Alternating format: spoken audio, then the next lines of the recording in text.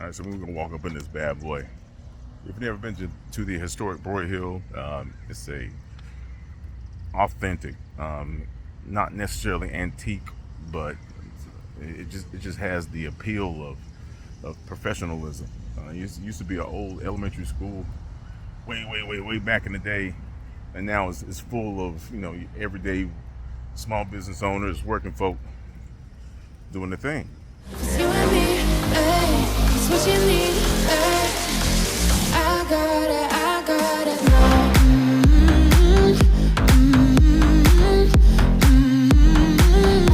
gotta know right now.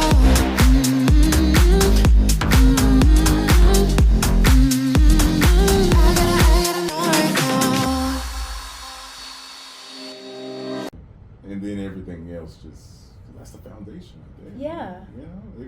Culture. It's what you do. Culture is what you're about.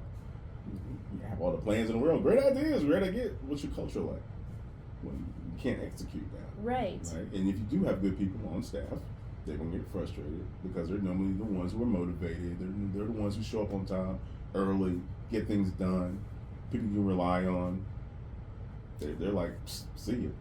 They'll form their own culture, especially in today's world. I was just going to say, they'll go do their own thing. Now, that was another thing that was talked about. Uh-oh. So Gen Zs, should we do our disclaimer? These are just the opinions of Tim and Kristin. She heard today that statistical analysis is revealing that the Gen Zers are one of two ways. They're either very lazy, unmotivated, low emotional intelligence, and these are the kids becoming adults who have been coddled by their parents, spoon-fed, haven't really had to work for much.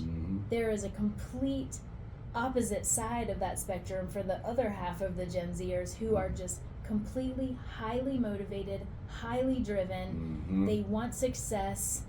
Now, this is the caveat to that, though. They want to do it on their own.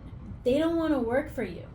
Yeah. They want to do it on their They own. want their own stuff, yeah. And so I think that's the phenomenon of the YouTubers, the influencers, et cetera, 6-figure salaries, no problem for a lot of these people doing it on their own. Whereas if they went to go work for someone else with a lot more parameters, they would not make nearly the money.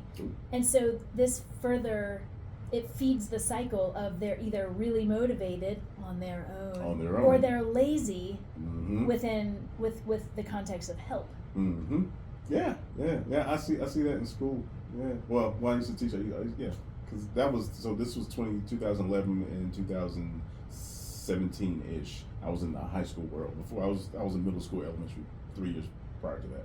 But I saw that because there are kids who they engage like that with the work, so to say.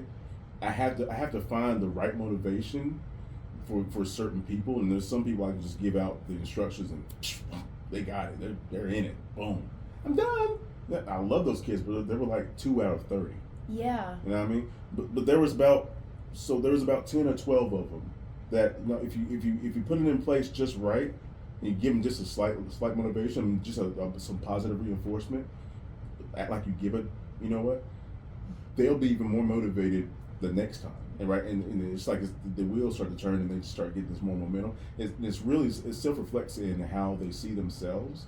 And that's that motivation, that inner motivation. Intrinsic, Intrinsic, exactly. And then there's some kids that can care less. Hey, we've never talked about this. Yes, ma'am. You and I both have degrees in psychology. That is correct. And we discovered that just by a random chit chat offline. Yeah. That's pretty cool. That's crazy, right? So I think that helps us, or it helps me. I won't speak for you, although we both love psychology. Both of our last names are Johnson. Yeah, right. I mean, what else do you need?